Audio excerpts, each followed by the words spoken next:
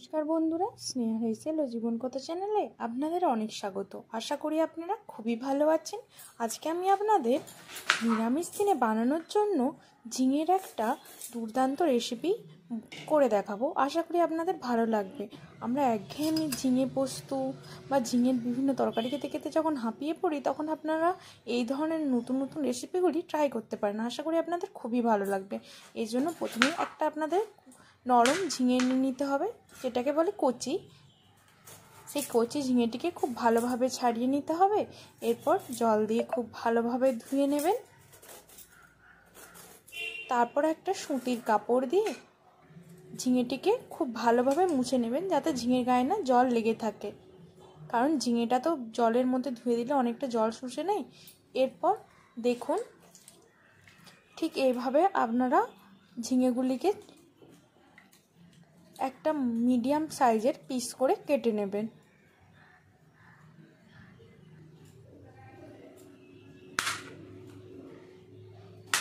দেখুন, ঝিঙেগুলিকে আমি সবগুলিকেই খুব ভালোভাবে পিস করে কেটে নিয়েছি। এরপর আমরা একটা পেস্ট বানিয়ে নেব। মিক্সিং বোলের মধ্যে নিয়েছি সর্ষে। আমার এখানে কিন্তু সাদা ও কালো সর্ষে মিক্সড আছে। তার সাথে নিয়েছি পোস্ত,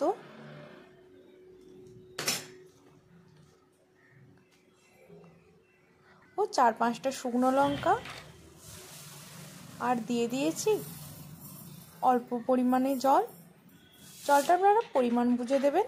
তারপর নুন দিয়ে আমরা এটিকে পেস্ট বানিয়ে নিয়েছি মিক্সারের মধ্যে। আপনারা চাইলে শিলনোড়াতেও বানাতে পারেন, সেক্ষেত্রে কিন্তু আরোই খুবই টেস্টি হবে রান্নাটি।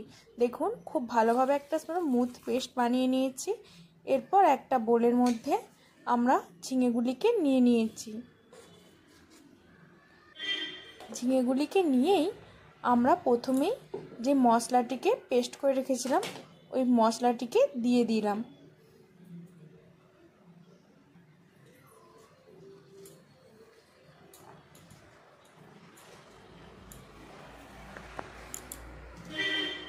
এরপর ওর মধ্যে দিয়েছি আমরা পরিমাণ মতো লবণ। লবণটা যেহেতু আমরা বাটার সময়ও দেব, তাই এই সময় কিন্তু আপনারা একটু বুঝে দেবেন। বাটার সময় দিয়েছি কারণ কি আমরা সর্ষে ব্যবহার করেছি যেহেতু, যাতে না তেতো হয়ে যায়। তারপর দিয়েছি হলুদের গুঁড়ো, আর আরও কিছুটা পরিমাণ সর্ষের তেল।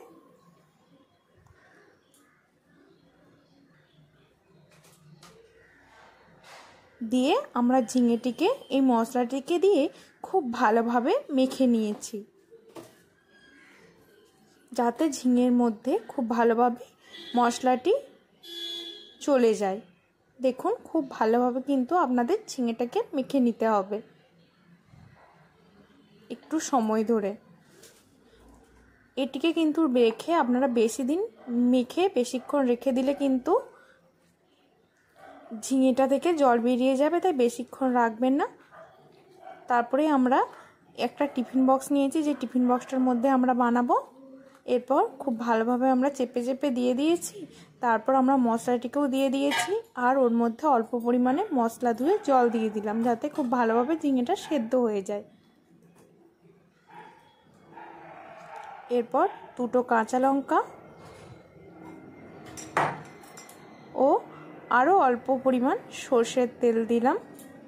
সর্ষের তেলটা কিন্তু ঝাঁঝের জন্য আমরা দিচ্ছি, এখানে একটু অল্প পরিমাণে দেবেন, যেহেতু মাখার সময় আমরা দিয়েছি। এরপর টিফিন বক্সের মুখটা খুব ভালোভাবে বন্ধ করে দিলাম।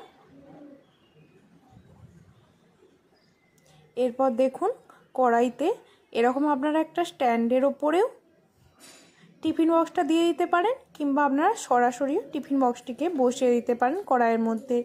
জলটা কিন্তু আপনাদের, যাতে টিফিন বক্সের মধ্যে জলটা না চলে যায়, সেই বুঝে জলটা দিতে হবে।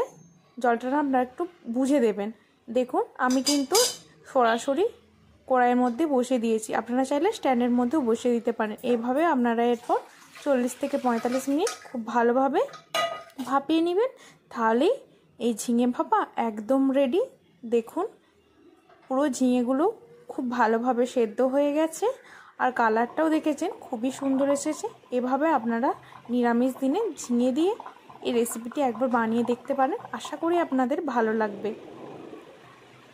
গরম ভাতের সঙ্গে এই ঝিঙে ভাপা পেলে সবাই আপনার প্রশংসা করতে বাধ্য। ভালো লাগলে লাইক, শেয়ার, কমেন্ট, সাবস্ক্রাইব করে স্নেহা রেসিলো জীবন কথা চ্যানেলের পাশে থাকবেন পরবর্তীতে নতুন রেসিপি দেখার জন্য। এবং আপনাদের কেমন লেগেছে তা অবশ্যই বানিয়ে আমাকে কমেন্টে লিখে জানাবেন। ভালো লাগলে